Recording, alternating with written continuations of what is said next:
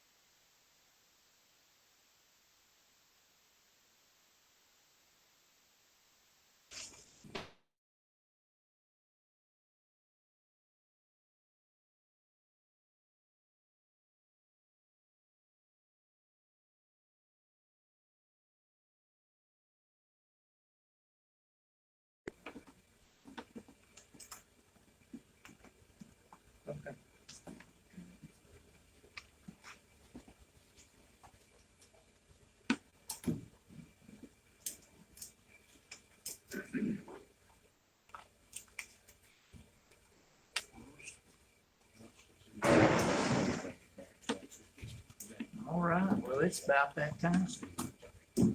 It's 6:30, so we'll go ahead and start. Welcome folks joining us online there. It's good to see you all as well. And, here we are in soggy Spring Place Road. All the springs are flowing over. But you know what? The worst of it's past. It's supposed to be nice for the next few days.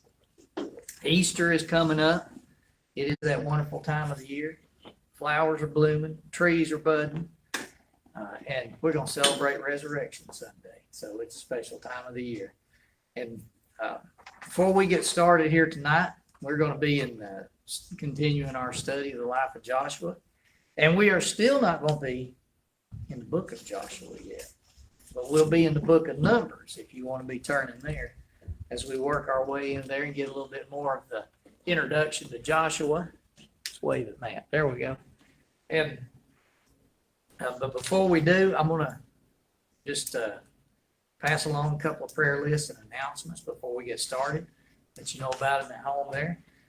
We've been praying, of course, for our community, our nation, praying for the family of Chuck Wilkerson, who passed away at the end of March at 3/24 from COVID complications. Continue to keep that family lifted up in your prayers. There we go.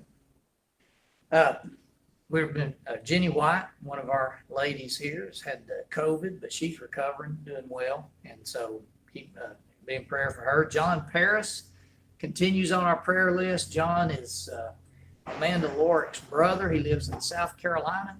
He is pastor of the First Baptist Church in, I think it's Richburg, South Carolina, and he had a tree fall on him a couple of weeks ago. He's in the hospital. He's had multiple surgeries. He's got a long recovery ahead. And on top of all of this, his wife died the day he had the accident. So we've been praying for that family. Continue to keep them in your prayer. He is improving, but he's still got a long way to go. Pray for Danny Cooper. He's had COVID. He's in rehab now. Pray for Robert Bullard, that's Susan Bracken's brother. He's having an angiogram on his foot, and he had to have some stents put in his leg, and now they're checking his foot as well. Justin Reynolds has a broken leg. Dave Dugan has a car wreck, and he's in Erlanger, and Anna DeGenis has had some skin cancer layers removed from her nose. Haley Ledford is one who is suffering from an OD, and she needs some prayers in her life. And she's recovering from that. And along those lines, her mother, Shauna Young, has had a stroke, and we need to pray for her as well. We also want to pray for Jerry Weaver, who's recovering from COVID. Pray for Larry Cabot. Pray for Wilma Allen, and pray for Sue Carter, who has had back surgery and has come back home from North Carolina. But we need to continue to pray for Miss Sue. Pray for Kim Odom. Pray for Linda Fogwell, who has had neck surgery and is recuperating. Also pray for Randy Wolf, who is recuperating from COVID. Pray for Angie Goodwill, who is waiting some tests on her breast cancer. Pray for Jody Stewart, who's had COVID, and Ted Johnson, who has been fighting COVID for a long time now, but he is making some improvement. He's had a long struggle. And remember our friend Phyllis Corbin up there in Ohio. We continue to pray for you, Miss Phyllis. And That is our prayer list. And I know that there are a lot of unspoken ones. Just want to pass that along and remind the ones online, as I always do, you can get these prayer lists and announcements sent directly to you. If you just go to MacedoniaBaptist.church, fill out the information section, and Judy will send it directly to you. You can get it on your phone, your laptop, whatever suits you, and you can have that with you all the time. Okay, announcements. One is this week is a regular Awana week. They're upstairs. Be in prayer for those. We are in the season of Easter, which means that we're going to celebrate the resurrection come Sunday, and that's always exciting. But it also means that we're in a season where we collect the Annie Armstrong Easter offering. And so that is an offering that we take up. And so the Baptist Convention uses that to support missions in North America, in the U.S., and in Canada. And there's a great need, more so than ever. Our goal as a church is to raise $1,500. And so far at this point, we have $1,690. So now just because we've surpassed it doesn't mean if you haven't given yet, you say, well, I don't have to give. You go ahead and give. Because every penny of this is going to the field. We're not keeping any of it. So I'm not ashamed to ask you to give. Go ahead and give. Because I'm not going to keep any of it. Every bit goes to spread the gospel. And thank you for your support in that. And if you would like to support, you can either mail support into the church, or you can use the giving tab on our website to do that as well. So, all right, that's about all the announcements I have to pass along. Hope everybody's having a good week. I know it's been a soggy week. It's been a wet week. I'll tell you what, one of these days, I always wanted some oceanfront property, and pretty soon it looks like we're going to have it. Don't quit raining. If it doesn't quit raining, we're going to have it. But, hey, that's just how it is. It goes like that. And next week's supposed to be pretty. It's clearing out. We're going to have some nice weather for the next few days, and we're not going to complain. It could be a whole lot worse. Well, we're going to go ahead and start with our Bible study here tonight. Folks will join us there online. Good to see you all there tonight. We're going to be in the book of Numbers, chapter 14. Numbers, chapter 14. Now, many of you, most of us, are probably familiar with this passage. If not exactly this passage, you know the story. This is about Moses sending the spies into Canaan land during the Exodus trip, okay? And this is another place where we see Joshua. We get a little introduction to Joshua. We've already talked about the first time we saw him in Scripture. He was a soldier. Moses picked him to lead in the battle against the Amalekites as they came out of Egypt. And so Joshua did that successfully. And then we saw him on the mountain with Moses as Moses got the tablets of the law from God. He was there when Moses got the law, and he attended Moses as Moses was in the tabernacle in the house of God, and talked about how, Joshua, the word was central to him. How he kept himself near the presence of God. And so you're starting to get this idea of this godly person that Joshua was. He was Moses' servant, Moses' assistant, and he learned from Moses. He watched Moses' walk. He watched how Moses related with God. And you know what, Joshua, those lessons did not go for naught. He soaked it in, and we'll see that through his life. But here in Numbers chapter 14, we get to the passage where Moses sends some spies into Canaan just to see what they're about to get. You know how it is. Okay. You've been car shopping or house shopping. You kind of know what you want, but you want to go look at it, right? You don't buy a car sight unseen. What people do nowadays, they order them online. They bring them right to your house without test driving them or anything. But I'm kind of old-fashioned. If I'm going to buy a car, I want to drive that thing. And you can't even convince me if you say, okay, this is a whatever it is. You say, okay, I've driven one of those. I know how they drive. No, I want to drive the car that I'm getting, because they're not all the same. All right, they have differences. Likewise, if you're going to buy a house, you're going to move to another state, you don't want to just buy a house sight unseen. You want to go in there and prowl through that thing and check it out. So Moses and the Israelites have gotten to the border of the promised land. This is very early in the Exodus story. You know, we think of the children of Israel wandering for 40 years in the desert in the Exodus narrative, and we forget they didn't have to wander all that time. I mean, pretty soon after they got out of Egypt, they came out of Egypt, they crossed the Red Sea, they spent some time there in the Sinai desert, and Moses got the law, but then after that, boom, they're right at the border, and they're ready to go in. They could have went on in, but they didn't. We'll talk about that here tonight. So when they got to the border, Moses sent some spies in to check it out. Y'all go check it out before we go. And the spies went through the length and breadth of the land. I'll just give you the synopsis of that story, and we'll go back and talk about it some more.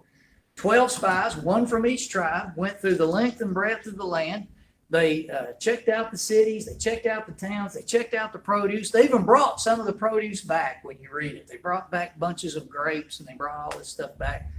But then they came back and said, we can't do it. We just can't do it. The people are too rich. The people are too big. They're too well armed. The cities are fortified, and we don't know why we've come out here. We need to go back. And that's where we pick the story up here tonight. In Numbers chapter 14, in verse 6, when the people are ready to turn around and go back. They believe God has led them out on a fool's errand. And in Numbers 14, chapter 6, says, Joshua the son of Nun and Caleb the son of Jephunneh, of those who had spied out the land, tore their clothes and spoke to all the congregation of the sons of Israel, saying, the land which we passed through to spy out is an exceedingly good land.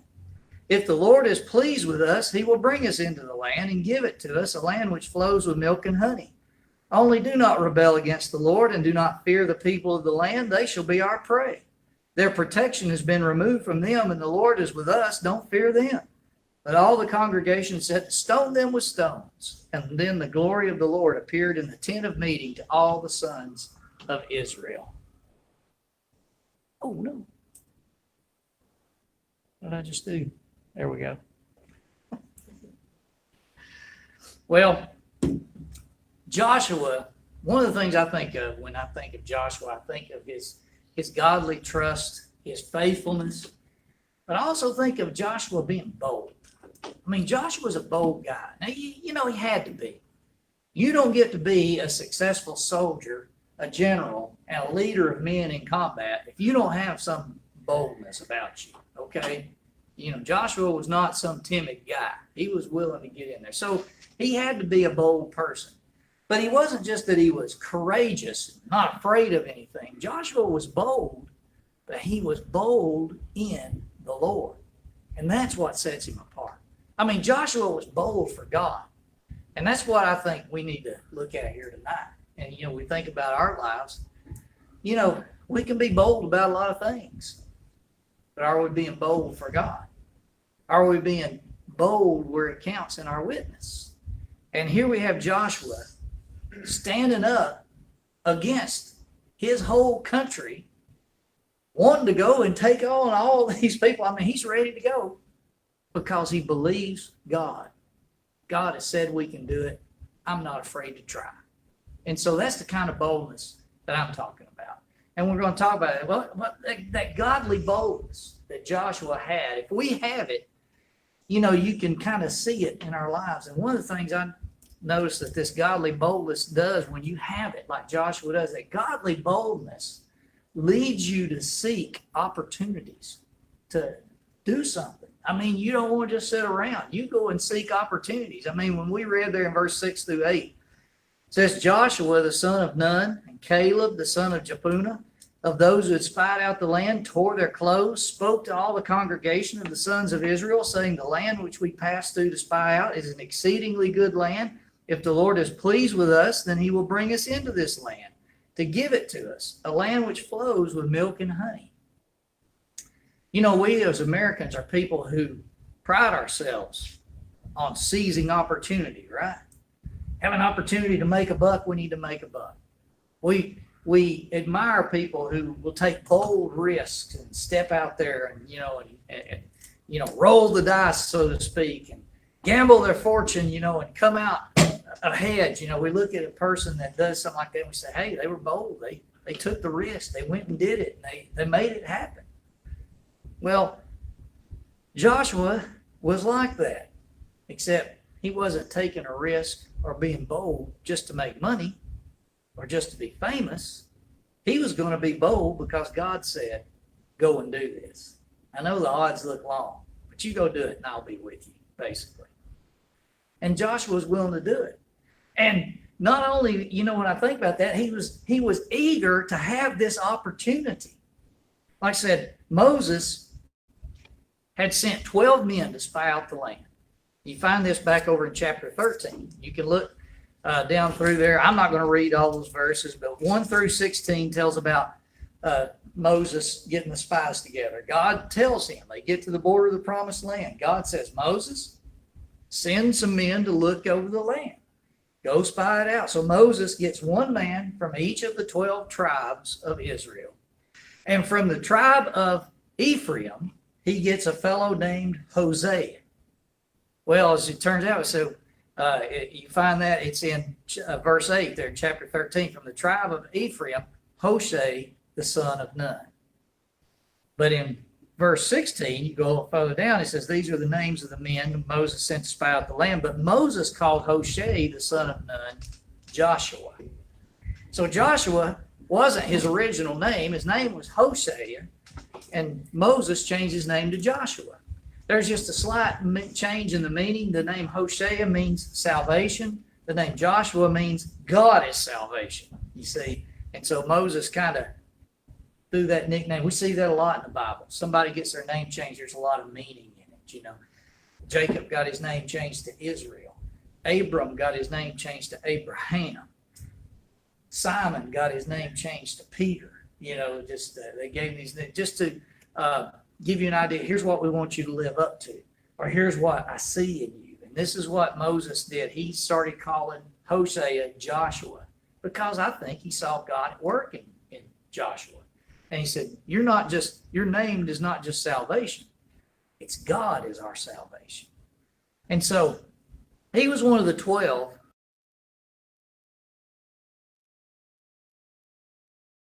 that Moses had sent to spy the land. And like I said earlier, these guys went all through Canaan. You know, they went on the tour. I don't know what it was like. Here these guys were wandering around. They went to each city. I'm sure they went in, you know, they stayed a night. They looked around. They went here. They went there. You could send a group of 12 in through this place. They wouldn't have raised a whole lot of suspicion. You know, people would have just seen these guys passing through and assumed they were on some kind of business or something. And as they went, they began to notice that, man, this was a good land. But it was going to be a challenging land. And the thing about this land is this was Israel's promised destination.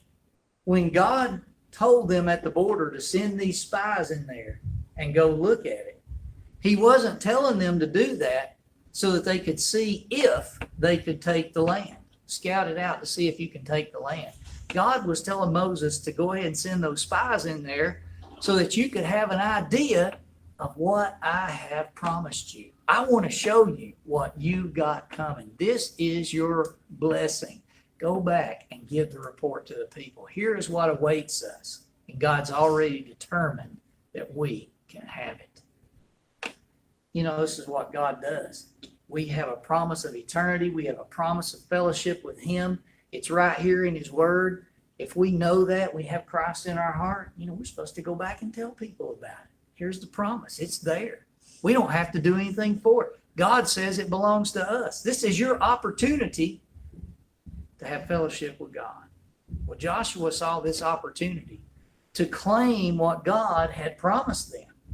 And he was eager and raring to go. Joshua and Caleb saw what could be. They saw great opportunity in this. In chapter 13, again, down in verse 27, you see where it says, thus they told him and said, we went into the land where you sent us, and it certainly does flow with milk and honey, and this is its fruit. Now that was the report that the 12 brought back. 10 of the 12 would go on to tell about the challenges But all 12 of them saw how good it was, but Joshua and Caleb saw that opportunity. And they said, yeah, it's flowing with milk and honey. It's rich. It's there. It's ready for us. Let's go. God has promised it to us, and we want to seize this time. You know, if we are bold for God, we want to take every opportunity to do what He's called us to do and to get where He's at work. You know, I think something we forget, you get so busy, you get caught up in day to day, you're paying bills, you're raising families, you know, you're trying to get by day to day. We begin to not see the opportunities around us to shine our light, to spread the gospel. And we miss them. But God has said, hey, I'm going to give you opportunity. Jesus, when He ascended to heaven, He told His group of disciples, you will receive power when the Holy Spirit comes upon you, and you will be my witnesses in Judea, in Jerusalem, Judea, Samaria, and the ends of the earth. Now, that didn't just end with that first generation of disciples. That goes down to all of His followers today. You will be my witnesses. You will have opportunity to seize the day for the gospel.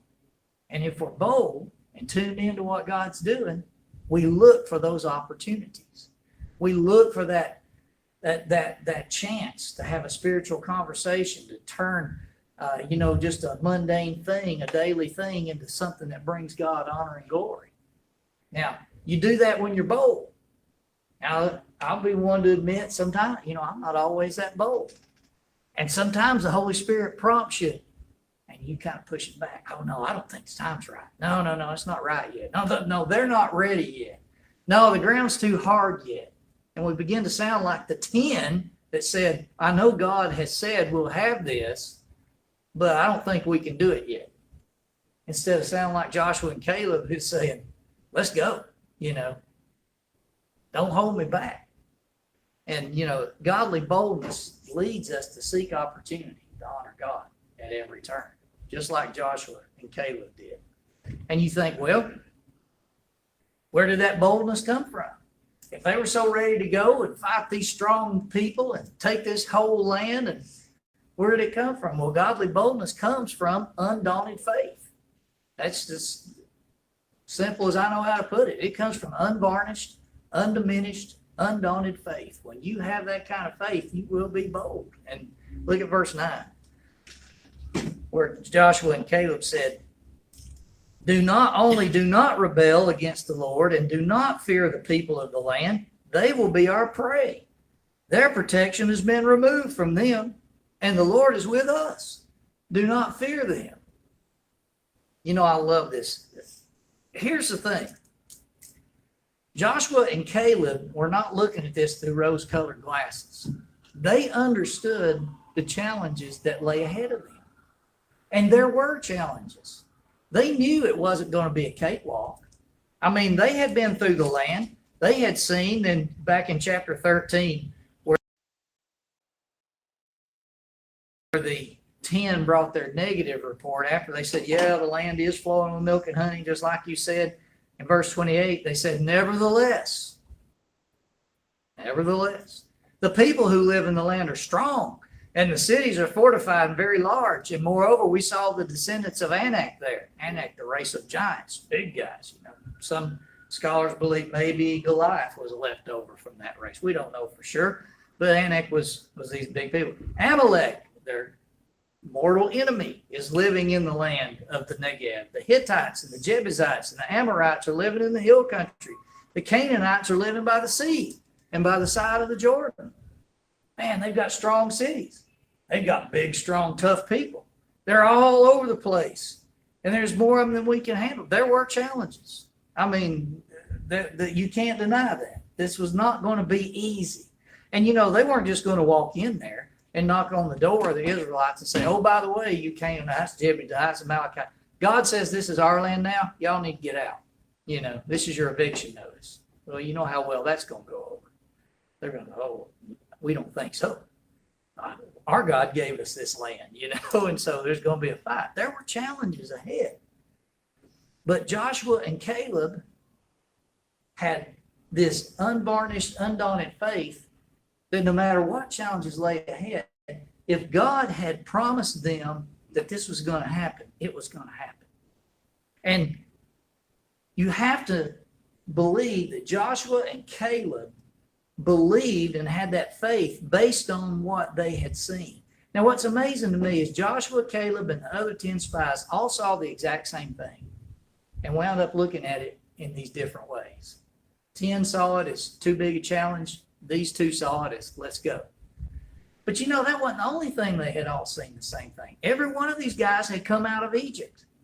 In verse 11, if you look down there, when God is angry after the people are rebelling, it says, the Lord said to Moses, how long will this people spurn me? How long will they not believe in me, despite all the signs which I have performed in their midst? Think about it for a minute. These people who just went in there, these 10 guys, and said, we can't do this, what have they seen in their life? They have seen 10 plagues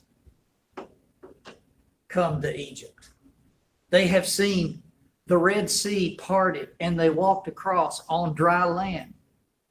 And Pharaoh's whole army drowned behind them.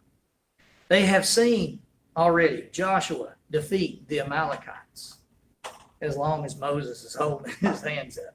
They have seen manna from heaven. They have drank water that has come from the rock. I mean, God has done amazing and wonderful things for them. And Joshua and Caleb were the only 2 of these 12 that took that to heart. See, they believed it. They said, look, God says we're going to do this. Look at what he's already done. He told us we were leaving Egypt and we left. He got us across the Red Sea. He's fed us in the desert. He's done all of this. He's never backed down. If he's carried us this far, he's going to carry us on to the finish. We guarantee it. They believed because they had seen these wonderful things. And sometimes I think that's where our faith gets weak. We forget what God has done. There's a healthy thing in taking a spiritual inventory every so often. We sing that song. Y'all know that song, Count Your Blessings, name them one by one. Count your many blessings, see what God has done, and it will surprise you what the Lord has done. Every once in a while, we need to sit down in our lives and just start taking stock and note where God has preserved or God has provided or God has protected or God has, you could go on and on with this list. And when you realize that God has been there at every step with me in this journey that I've taken, how can I not be bold and go on to the next step? How can I get timid now? How can I get cold feet now? God's been with me the whole way. Well, that was Joshua and Caleb. God's been with us. Let's keep going. He's not gonna let us down yet. It's a phrase I always like to use. God calls us to do things that are frightening for us. They're outside of our comfort zone, we say. They're above our head. They're outside of our talents. They're outside of our abilities, but we have to step out on faith and go do it. And if God is calling you to something that's very difficult and requires you to trust him completely to get it done, know this. God does not call you out on a limb and then saw the limb out off behind you. He is not that kind of trickster, okay? He's calling you out there. He's got you. He'll do it. Well, God has done mighty things for us. Easter is coming Sunday, y'all. God has taken our sin debt and washed it away with Jesus Christ. Christ died on the cross. His blood paid the price for our sin. And even more awesome than that, as awesome as that is, he rose from the grave on that Sunday morning, defeated death, and guaranteed our eternity with God. These are awesome and mighty things he has done on our behalf. And then we can go and make lists of things that maybe he's done in our own lives. And when we see what God has done for us and we celebrate what God has done for us, it makes us bold. You want to see him do more.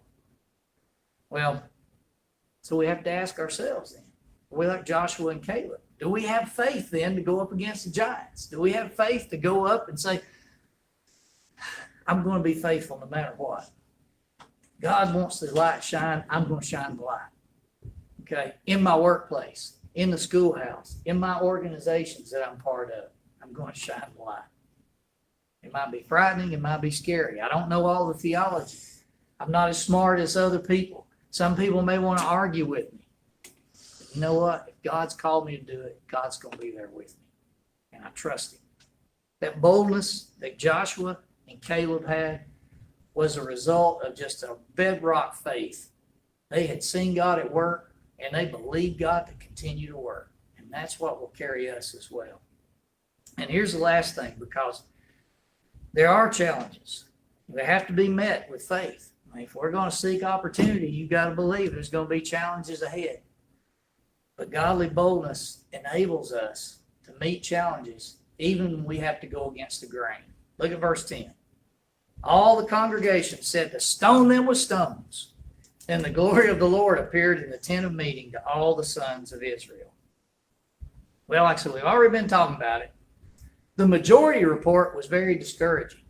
The majority report was extremely discouraging. And at the end of chapter 13, verse 31, it says, the men who had gone up with him, as with Caleb and Joshua, said, we are not able to go up against the people, for they are too strong for us. So they gave out to the sons of Israel a bad report of the land which they had spied out, saying, the land through which we have gone and spying it out is a land that devours its inhabitants. And all the people whom we saw in it are men of great size. We also saw the Nephilim, the sons of Anak are part of the Nephilim. We became like grasshoppers in our own sight, and so we were in their sight. Don't you love it? It says, the majority report, okay, when they came back and they talked to Moses, first they said, man, it's like you said, Moses. It's milk and honey. There's everything there. It is good, but there's also fortified cities and strong people. And we don't think we can take it. But then when they went and told the larger population, they didn't tell them it was flowing with milk and honey. They gave a bad report. Again, they lied about it. They basically said, God must be lying to us. Kind of like the devil did in the garden with Eve, right? Did God say, you shall not eat from any tree in the garden? No, we can eat from any but this one. You won't die.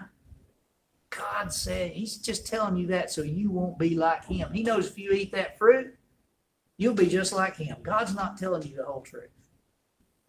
Hey, that's kind of what these guys did. When they came back, they told Israel,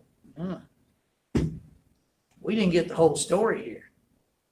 They gave a bad report and stirred up contention to the point where the people, the populace, was ready to stone to death Caleb and Joshua for saying, yes, we should.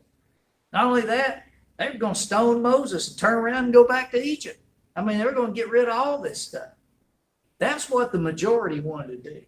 The majority saw with their eyes and trusted their own strength and said, here's what we're going to do. If you want to go get along with us, you better go along with us. We will stone you and kill you if you don't. Sound familiar? Anybody heard of cancel culture that we have today? Listen, if you're going to be bold for God, you're going to have to go against the grain. You're going to have to be prepared to go swim against the tide a lot of times. Joshua and Caleb did it right here. Like I said, these guys that gave the bad report and these people that were ready to turn back all saw the same miracles. They just wouldn't accept them that Joshua and Caleb had seen. They all saw the same challenges that Joshua and Caleb saw. But Joshua and Caleb said, let's trust God. God promised us. Let's count on him. The people were going to kill Joshua and Caleb. They were going to kill Moses too, until God stepped in and intervened. That's what we read there in verse 10. The congregation said to stone them with stones, but then the glory of the Lord appeared in the tent of meeting to all the sons of Israel. I mean, God had to step down and say, enough of this. Stop. Every once in a while, I have to do that with the little kids on the bus. You got to slam on brakes the busing part, get up and say, that's enough. Everybody get in your seat, sit down and behave. You know, this is basically what God had to do here. He had to come down. You know, like when you're a kid, you're wrestling with your brother or your sister and it's getting out of hand and there's a big crash, you know, mom or dad has to come in and intervene. What's going on here? We need to calm down. We need to find out what's going on. God has come down and intervened, and he's going to wipe Israel out over this. Moses has to intercede for Israel. But the point is, Joshua and Caleb were the only two, vocal people who were willing to speak up against the prevailing culture that was going on in their day. I mean, everybody else said, let's turn around and go back. And the easy thing to do would be to say, I think we can do it. But you know what? Man, everybody's going to go with them anyway, so let's just don't rock the boat. But they didn't. They stood up and kept arguing their point. They kept presenting their facts. They kept presenting their case to the point where they annoyed the people so bad they were ready to stone them to death. We're getting to a point like that, y'all. It's going to require this godly boldness to be a Christian in the days ahead. And, you know, the majority voice that we have today is bad and it's getting worse. Bad and it's getting worse. I mean, I am not a gloom and doom guy, okay? I'm not, you know. But there is, it's like I said, I don't see it getting any better. It's going to get a lot worse before it does get better, if it does, okay? We're going to have to walk through some fire. We're going to have to walk through some, and put up with some slings and arrows. Some bad things I heard on the radio this morning. The Gallup poll came out, bi-yearly poll that they put out. For the first time since they've been taking these polls in the 1930s, less than half of the people in the United States identify as belonging to a place of worship. That's a Christian church, a synagogue, or a mosque, the three that they did, okay? So when you say 48%, that's not 48% say they belong to a Christian church. You're also throwing a few Muslims and some Jews in there too. Less than half of the people in the United States for the first time ever. 20 years ago, 70% of the people said they belonged to a house of worship. And it's only going, it's just accelerating and going faster. And if you want to stand for a biblical stand, you are going to be called narrow and bigoted and short-sighted. And all of this is going to happen. And it's going to be people you know and people you love who are going to call you these things. But you know what? If we're bold for God, we'll stand against the grain. You know, let God be wise and everybody else be a fool. So our silence is no longer an option. We can't live and let live anymore. We've got to be willing to stand and say, you know what? Somebody's got to speak up in this generation. And hey, I'm not going to be here all that much longer anyway. You know, when you think about it. I mean, even if you live to 100, that's just an eye blink in the span of eternity. So, you know, let's speak up. Let's stand for God. And let people throw rocks if they want to. They were ready to throw them at Caleb and Joshua. God stepped in and intervened. And then God used them in a mighty way later on. So there's Joshua. He's bold. Had to be, or he wouldn't have been a great general. Okay? But he wasn't just bold. He was bold for God. He was bold with a purpose. And God got glory and honor through what he was doing. And we are called to share that same kind of boldness today. To let people know God is salvation. Just like Joshua's name said, and just like the name Jesus means as well. God is our salvation. Let's lift him up and let's be bold about it. Well, that's where we'll stop here tonight. We'll pick up again with our study of Joshua next week. Well, thank you guys for joining us online. And I hope everybody has a wonderful rest of the week. We look forward to seeing you Sunday. 10 o'clock, we will be here to celebrate Resurrection Sunday right here in our sanctuary. If you can't join us for some reason or whatever, you can join us online. We look forward to seeing you there as well and getting your input. Message us through this Macedonia Facebook site. Let us know your prayer requests, encouragements, or any way that we can minister that you would know of. So thank you for joining us. Everybody have a good week, and God bless you.